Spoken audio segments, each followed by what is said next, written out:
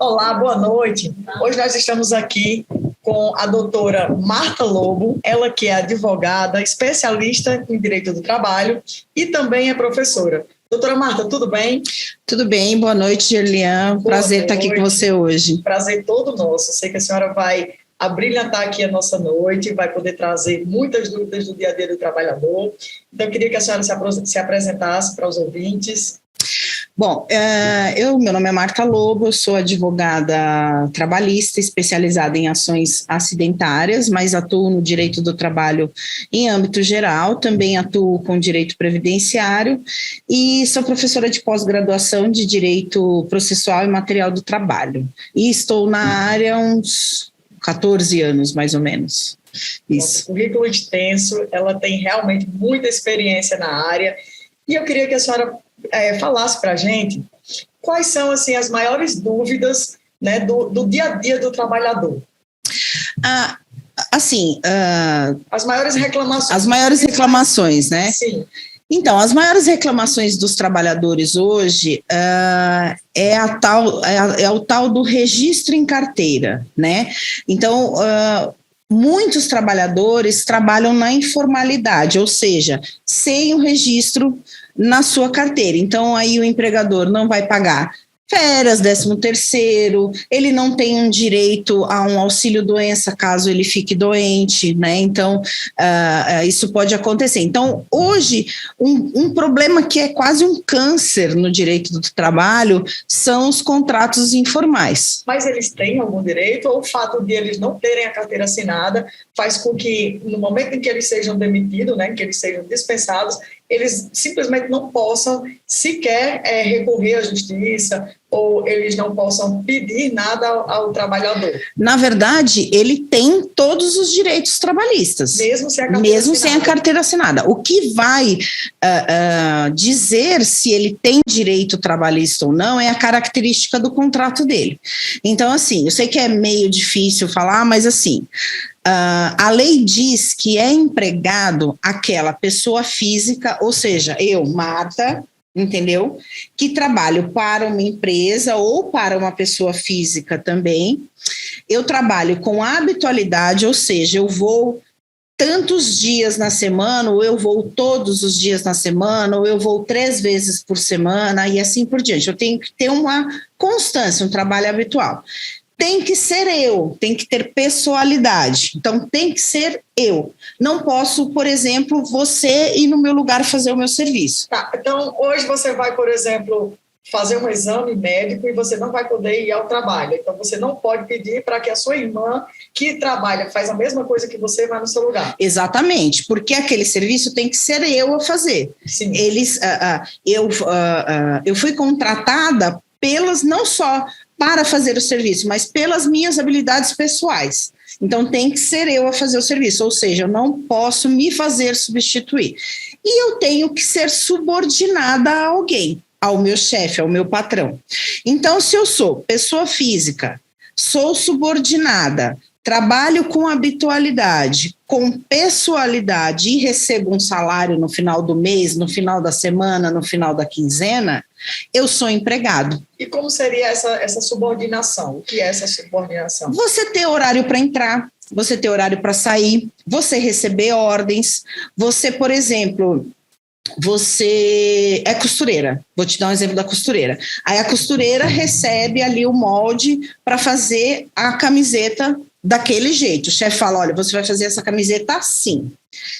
Aí eu tenho que fazer a camiseta assim, eu estou cumprindo ordem. Se eu puder escolher, falar, não, eu não quero fazer assim, eu vou fazer de tal forma, eu já não estou sendo subordinada. Não estou dizendo no sentido de você desobedecer a ordem por pirraça, mas se eu tiver a opção de fazer de outra forma, se eu não receber uma ordem para eu cumprir, eu não sou empregada. O que acontece muito, por exemplo, são aqueles garçons que fazem freeze. Ele só vai no sábado, ou, sei lá, no final de ano, a pessoa aumentou a demanda e contrata um garçom para ficar 1, 2, 3 dias. Esse exemplo é bastante claro, porque dá para dizer bastante essa questão da subordinação e da pessoalidade. por exemplo, eu sou um restaurante, eu quero contratar um garçom free. Eu ligo para ele e falo, olha, Antônio, eu tenho um aumento de demanda aqui no sábado ou no domingo, você quer vir aqui fazer um bico? Aí o Antônio, do outro lado da linha, ele vai virar e falar assim, não, dona Marta, eu quero sim, eu vou. Agora, se o Antônio virar para mim e falar assim, ou eu quero, ou falar, não, eu não quero, ele está recusando o serviço. Se ele tem essa possibilidade de recusar serviço, ele não é empregado. Ou se ele falar assim, tá, eu posso, mas aí eu só vou após as 8. Exatamente, também pode acontecer. Agora, por exemplo, existem alegações no mesmo sentido do buffet. Por exemplo, esses buffets que faz casamento, que faz festas em determinados dias, que o empregado ele não trabalha segunda, terça, quarta, quinta, ele vai trabalhar quinta, sexta, sábado e domingo, que são os dias das festas. Então, por exemplo, esse trabalhador ele não é chamado para o serviço. Ele já sabe que naqueles dias vai ter as festas e ele precisa comparecer. Ele tem que estar disponível. Ele tem que estar disponível para comparecer. Ele não pode virar e falar assim, olha, dona Marta, eu não quero ir tal dia. Ele pode ficar doente, óbvio. Ele pode ficar, olha, eu estou doente, estou com atestado, não posso ir nesse dia. Aí é uma outra situação. Mas ele falar assim, eu não quero ir. Ele não pode, ele tem a obrigação de estar ali. Então, ele é empregado. Quando ele pode optar em estar ou não, e não tendo a carteira registrada, ele tem essa dualidade, essa característica de não ser empregado normalmente. Tá. Mas, para resumir, já falei demais, independente se a pessoa tem um contrato de autônomo, se a pessoa tem um contrato de associado, se a pessoa tem um contrato de qualquer coisa, que a gente hoje em dia fazem muitos contratos, né? Todo tipo de contrato eles fazem. Qualquer documento que não seja o registro na sua carteira de trabalho ou na sua carteira digital, né, que é a mesma coisa, o documento físico do digital, mas que você tenha essas características que eu falei, subordinação, pessoabilidade, habitualidade, ser pessoa física e receber salário, você é empregado, em qualquer circunstância que ele esteja. E mesmo que não tenha o documento, né? E mesmo que não tenha o documento, você é empregado. Então, você vai ter direito a férias, 13º, fundo de garantia, aviso prévio se você for mandado embora, a multa dos 40%, você tem que receber hora extra, você só pode trabalhar 8 horas, teoricamente, por dia, pode estender por mais 2, você tem que ter 1 hora de intervalo para refeição e descanso, você tem que ter regras de segurança do trabalho, de saúde e segurança do trabalho respeitadas. Nossa, muita novidade, hein? Então você é empregado, independente se você tem a sua carteira assinada ou não. Se você vai todo dia, cumpre o seu horário, recebe ordens, você é empregado. Doutora, e suponhamos que esse empregado, ele trabalhou lá durante 5, 6 anos, não tem nenhum registro, não tinha carteira assinada, sequer sabia dessa possibilidade, e aí ele foi dispensado, foi mandado embora. Nessa situação, como é que ele pode fazer para provar isso perante a justiça? Assim, ele tem meios de provar. Então, assim, quando a empresa paga com depósito em conta, esse é um dos principais meios de prova. É você ter ali os extratos constando mensalmente aquela quantia que entra na sua conta. Sim. Desculpa. Outra coisa, testemunha. A prova testemunhal, ela é a melhor prova de todas, porque é aquela pessoa, a testemunha é aquela pessoa que viu ou que ouviu o fato em si, não ouviu dizer ou alguém contou para ela, é a pessoa que presenciou. Então, aquela testemunha que muitas vezes o empregado, ele pensa assim, eu trabalho numa cidade próxima, mas aí eu não tenho carteira assinada, e aí eu vou levar para ser minha testemunha a minha vizinha, porque ela via que eu saía de casa. Não serve. Ela não serve. Não né? serve. Porque ela não ouviu o fato. Exatamente. Normalmente tem que ser uma pessoa que ou trabalha no mesmo local, ou no máximo, se não há outra opção, um cliente do local, sim, um lojista vizinho, alguém que pelo menos para dar início de prova, para discutir um eventual acordo, alguma coisa. Se você não tem a testemunha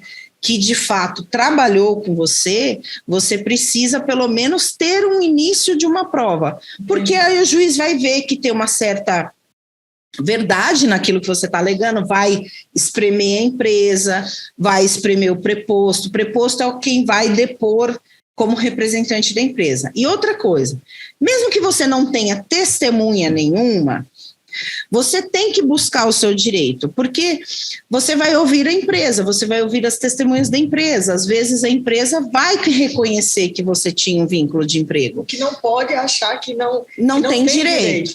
Mas você vai ter direito. Se você foi mandado embora, por exemplo, se você foi mandado embora sem justa causa, você vai ter aviso prévio, férias, 13º, o fundo de garantia, a multa dos 40% e direito algo para receber, né? E direito a seguro-desemprego, mesmo não tendo vínculo, não tendo a carteira assinada, porque se a empresa não te registrou, esse seguro-desemprego vai ser a empresa que vai te indenizar. Então, também tem direito. Se você fazer horas extras, você vai ter todos os direitos, independente de você estar registrado ou não. E outra coisa que é bastante importante dizer, não existe isso de você trabalhar assim, o seu patrão falar assim, eu vou te registrar depois dos 3 meses de experiência. Muito importante, isso é prática. Exatamente, isso é muito comum. Uhum. Então, assim, você entrou na empresa, você tem que ter a sua carteira assinada. Não tem jeito. Eles têm um prazo para assinar a carteira? Tem um prazo para assinar a carteira. Porém, você entra, você assina um contrato de experiência. Porém, esse contrato de experiência já tem que constar na carteira. Já tá valendo. E já está valendo. Se passar dos 90 dias, que tem empresa que faz 45 dias prorrogado por mais 45, tem empresa que faz só 30, vai depender da empresa. Mas o prazo máximo de experiência são 90 dias, e não são 3 meses, são 90 dias. Passado esses 90 dias, não houve a rescisão de contrato, você continua naquele mesmo contrato e ele automaticamente vira um contrato por tempo indeterminado que a gente fala. Uhum. Então é importante saber que o empregado tem que entrar na empresa estando registrado. Isso eu falo até para empresários mesmo. Vai ser muito melhor para você iniciar o seu negócio dentro da lei. Você vai ter menos problema no futuro. Menos problema, vai pagar menos, porque vai pagar sem multa, né? Exatamente, exatamente. Doutora, e aí, falando aqui em prazo, existe um período em que o empregado, depois de ele ser demitido, depois de ele ser dispensado, ele tem que ir procurar os direitos dele, ou ele pode procurar a qualquer tempo? Não, existe um prazo que a gente chama de prescrição. No direito chama de prescrição. O empregado dispensado, ele tem da data da dispensa até 2 anos para acionar aquele empregador na justiça, ou seja, da data que ele foi mandado embora. Se ele não entrar na justiça em até 2 anos, o direito dele prescreve e ele não consegue reconhecer para ter efeitos financeiros dessa decisão. Passado esses 2 anos, ele ainda pode entrar com a ação para ter efeitos declaratórios do vínculo, que a gente chama. Por exemplo, vamos supor que ele trabalhou numa empresa, já passou o prazo prescricional, mas ele trabalhou 3 anos naquela empresa e ele precisa de 3 anos para se aposentar. A gente entra na Justiça do Trabalho, pede o vínculo de emprego, não vai ter dinheiro envolvido na ação, a pessoa não vai receber dinheiro, mas ela vai receber uma sentença que diz: fulano de tal trabalhou para a empresa tal, de tal a tal data, na função tal, recebendo tanto. Então, vai ser uma sentença declaratória que depois leva para a Previdência para discutir esse vínculo e aumentar o tempo para a pessoa poder aposentar e etc. e tal. Para aposentadoria, né? Para aposentadoria. Até tem um caso assim, semana passada atendi um cliente semelhante a isso, né? Ele havia trabalhado numa empresa durante um longo período e ele não teve carteira assinada, não tinha documento nenhum, mas faltava para a aposentadoria dele 1 ano e 11 meses. E aí, o que a gente optou? Que ele ingressasse com essa demanda aí trabalhista, né, só declaratória, para que ele pudesse ter esse tempo declarado levar para a Previdência e poder se aposentar. E eu acredito, doutora, que tem muita gente nessa situação. Tem. E o que a pessoa pensa? Eu não entrei naquela época, não vou entrar agora. Sim. Só que, agora, hoje, mexendo mais com Previdência, o que você vê? Você vê inúmeros idosos sofrendo para conseguir se aposentar por falta de meses, por falta de 1 ano, por falta de 2 anos, e ele tem, às vezes, esse tempo, né? Só que aí precisa declarar esse tempo, precisa comprovar esse tempo. Agora, uma coisa que eu falo para o trabalhador é, você está trabalhando sem registro, obtenha provas de que você está trabalhando sem registro. Uhum. Recibos, documentos. Muita gente traz fotografia. Mas, por exemplo, eu posso chegar aqui agora, eu vou aqui, tiro uma selfie, ali onde está escrito, né, o nome da empresa, tiro uma selfie, e aí depois eu venho e falo que eu trabalhei nessa empresa por causa dessa selfie. Mas se você tiver com a farda da empresa? Se tiver com a farda da empresa, aí já é diferente, já tem um outro conteúdo. Sim. Certo? Se tiver o crachá da empresa, é outro conteúdo. Então, se for demitir, guarda o crachá.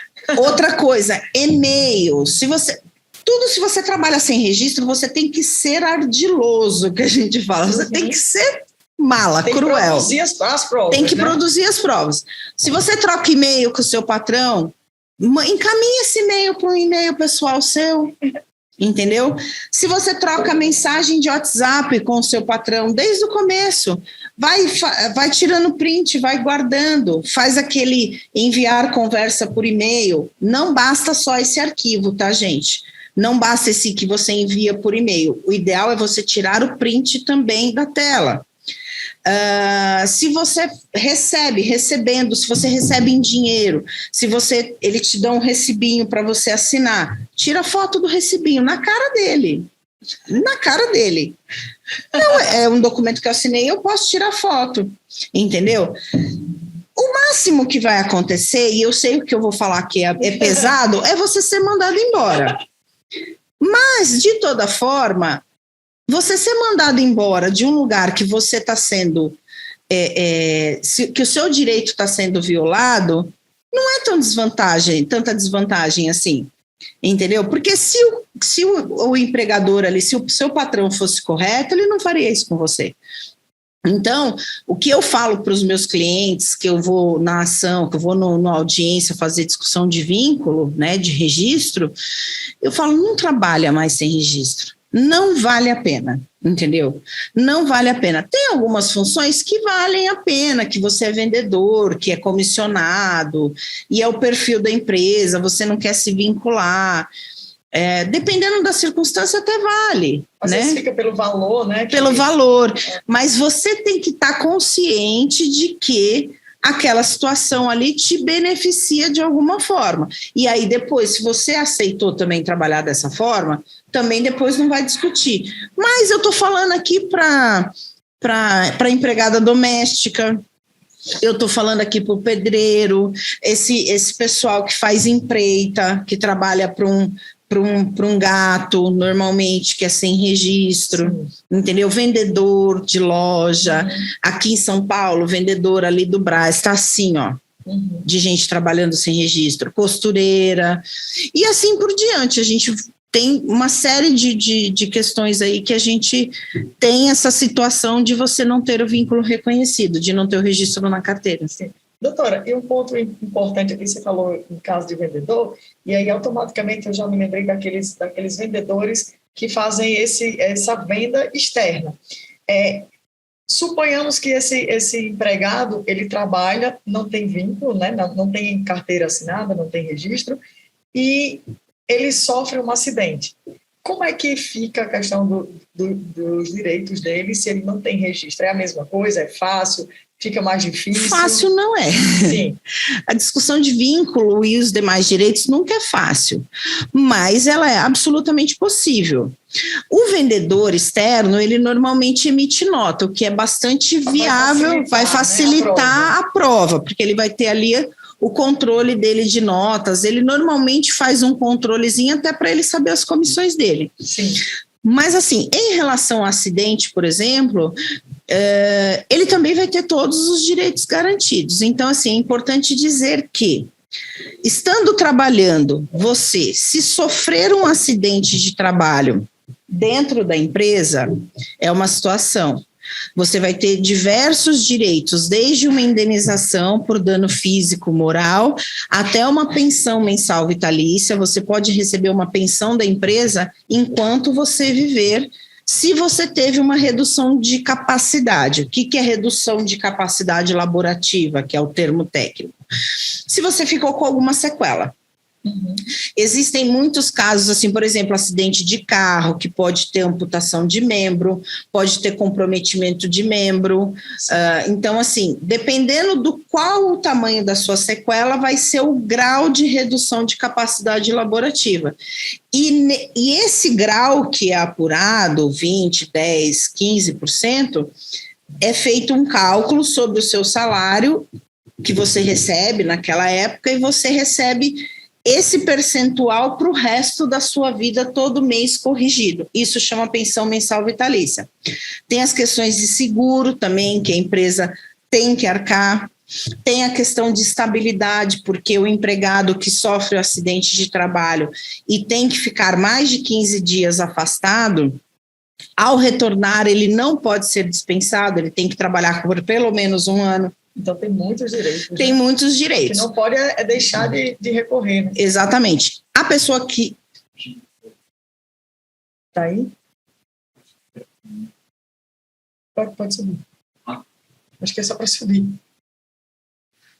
A pessoa que também adquire uma doença do trabalho, a pessoa que fica doente por conta do seu trabalho, seja pela função específica que ela exerce ou porque ela adoeceu pelas condições do trabalho, isso também é equiparado a acidente de trabalho.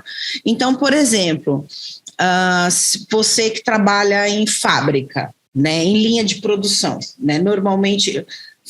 faxineira, auxiliar de limpeza também acontece muito, mas linha de produção tem bastante, que você faz movimentos repetidos o tempo inteiro. Sim. Você pode adoecer coluna, membros superiores, membros inferiores, isso é considerado como doença profissional e dá direito a todas essas indenizações que eu falei aqui agora. Porque depois de um tempo a pessoa nem consegue trabalhar e desenvolver outro tipo de trabalho. Exatamente, né? A capacidade dela vai diminuindo ao longo do tempo.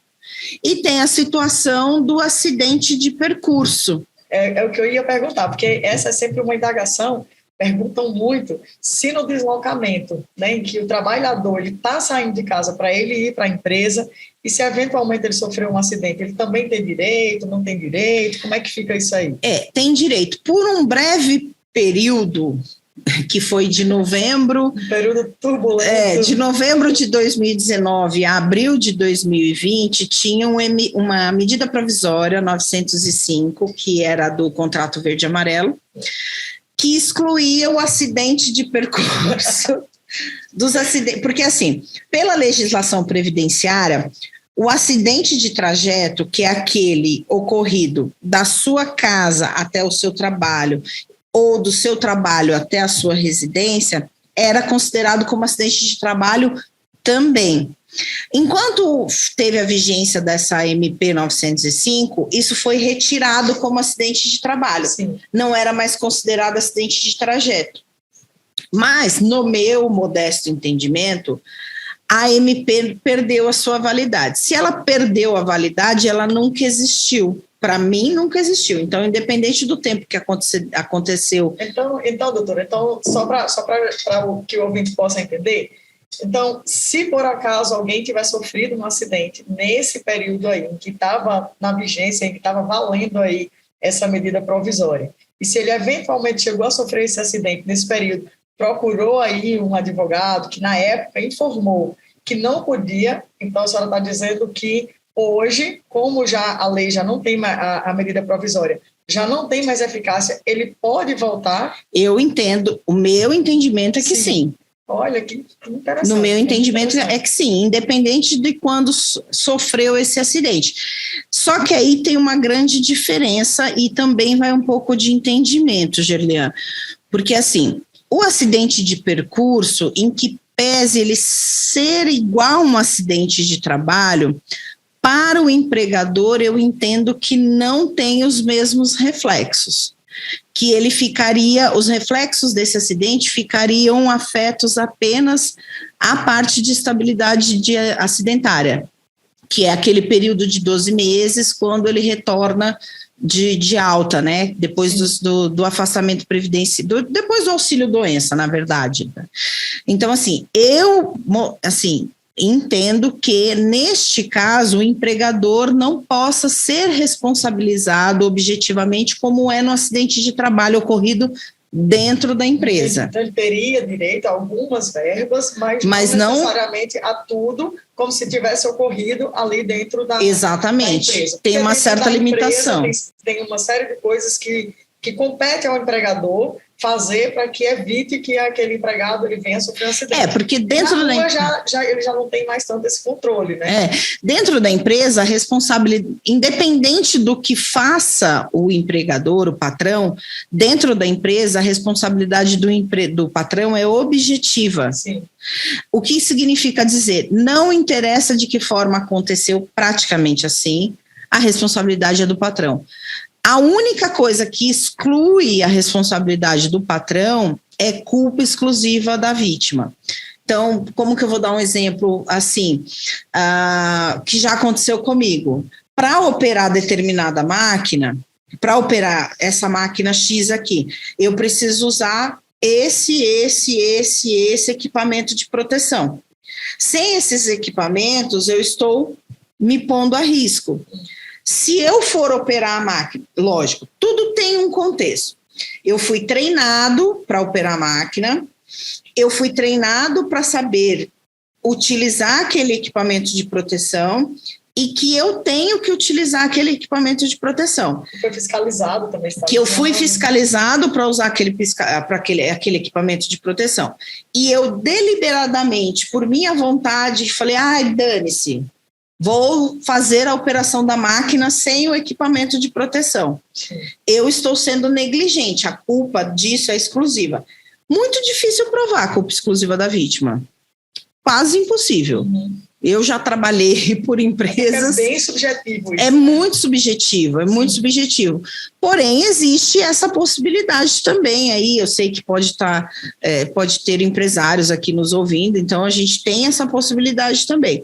Só que, só lembrando, no acidente de trajeto, a responsabilização da empresa é um pouco mais limitada, porque fora da empresa ela também não tem como controlar o que acontece. E, às vezes, um acidente de trajeto pode ser um tropeço na rua, que você quebrou uma perna, pode ser um acidente de trânsito e a empresa não tem como ser responsabilizada, mas lhe garante alguns direitos relacionados ao acidente de trabalho, sim. Perfeito. Olha, doutora, passaria a noite inteira aqui conversando. Falando.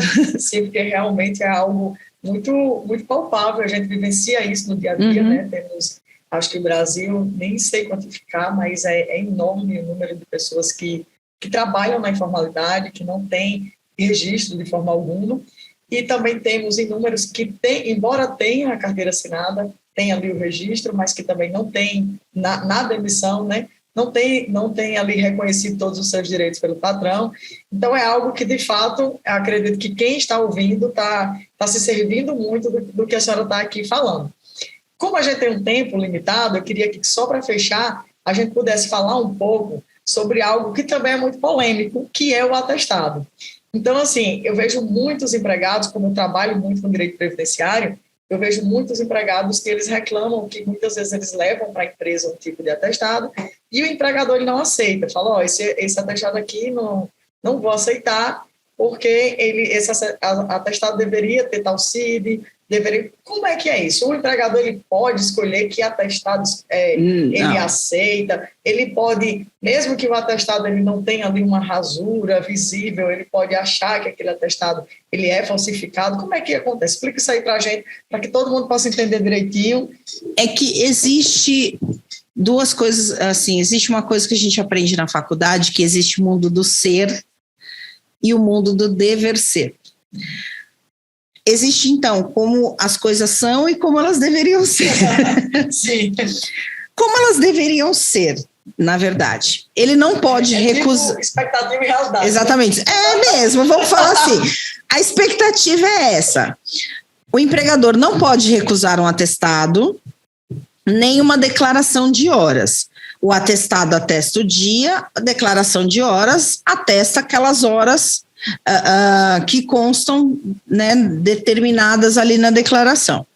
Ele não pode recusar, independente de ter ou não CID. Sim. Né? Algumas empresas exigem o CID porque tem um controle de afastados mais bem feito. Então, assim, se, por exemplo, um empregado apresenta um CID de uma coisa, depois de um tempo apresenta da mesma coisa, ele pode encaminhar esse empregado para a Previdência para um benefício previdenciário. Significa que talvez aquele empregado tenha uma doença efetiva ali, específica, né? Falta de explicação. Exatamente. Por isso que, às vezes, algum empregador, eles exigem que conste o CID. Eu sou a favor de constar o CID. Sim. Entendeu? Por quê? Tanto para a proteção do empregado, como para a proteção do empregador. Então, assim, constar o CID ou não, hoje já não é obrigatório, mas se você, empregado, se afastar, peça para o médico constar o CID, entendeu? Porque é bom para você, até mesmo para que se você... Lógico, é uma gripe, sei lá, uma dor de barriga, é diferente, mas, por exemplo, você começou a sentir dor nas costas, você trabalha lá varrendo o chão. Você começou a sentir dor nas costas. Na primeira vez, você até deixa passar o CID. Na segunda vez que você for, pede para o médico pôr o CID. Você já está começando a produzir provas. Já começou a ser recorrente, né? Exatamente. Então, já vai começar a lhe ajudar para o futuro, né? Exatamente. Então, assim, isso protege o empregador e o empregado também. O empregador da seguinte situação: ele vem alegando que vem se afastando por tal doença. Não, mas olha, os CIDs são diferentes. Ou o próprio empregador, precavido, olha, esse empregado aqui está se afastando muito por problema na coluna. Vamos ver o que está acontecendo? Vamos ver se a nossa linha de produção está correta? Vamos ver se ergonomicamente, que é uma palavra absurda, mas significa dizer que as coisas têm que estar no devido lugar, a cadeira tem que estar numa altura certa, a mesa numa altura certa, etc. Vamos ver se tem algum problema que a gente possa melhorar. Uma empresa precavida faz isso, uma empresa que tem uma estrutura certa. Só que como é o mundo do ser, a gente tem que entender que no Brasil, infelizmente, as coisas... você facilmente burla o que é lei. Sim. Né? Então, isso que é muito difícil. Então, o empregador que não é o correto, ele vai exigir todo tipo de coisa para afastar o seu direito. Ele vai exigir que você entregue o atestado em 24 horas, aí você internou, você... Então, não tem esse prazo de 24 horas. Pode ter, pode não ter. Tem empresa que dá até 7 dias, mas, por exemplo... O que tem que entender é que tem que ter uma razoabilidade. Por exemplo, aconteceu já de cliente meu ficar internado em coma durante 20 dias, a empresa mandar embora por justa causa. Entendeu? Como que ele ia entregar o atestado dele? Né? Então tem que ter uma razoabilidade. Então tudo é ponderável. O que acontece? As empresas... Já vi forjarem atestado falsificado.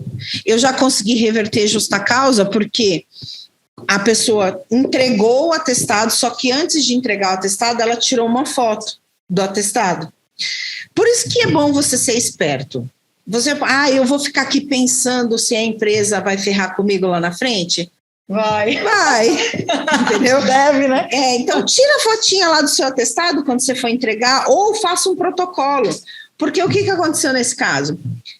Ela entregou para a supervisora, rasuraram internamente o atestado dela, aí mandaram para o hospital mandou o relatório dizendo, não, esse atestado aqui foi de tantos dias. Aí, eu acho que eram 2 dias, e eles razoraram para 12 dias. Que má fé, hein? Só que aí a minha cliente tinha um atestado original, falou, não, eu entreguei este atestado, eu não entreguei este atestado, entendeu? E a empresa ainda foi condenada em litigância de má-fé. Vergonha aí pela empresa. Exatamente. Acontece. Às vezes a gente acerta, né? Doutora Marta, maravilhoso. Muito obrigada pela disponibilidade. Obrigada e parabéns aí pelo conteúdo que a senhora conseguiu passar, que conseguiu chegar até as pessoas que estão em casa. Tá? Então, muito obrigado. Espero que a senhora volte mais vezes aqui. Eu que agradeço. Todas as dúvidas aí. Eu agradeço, estou à disposição sempre que precisarem. Se tiverem dúvida também, a gente está aqui para esclarecer, podem mandar suas perguntas e etc. E estou à disposição, precisando é só chamar. Muito obrigada, vamos chamar sim. Com certeza. Obrigada. Obrigada.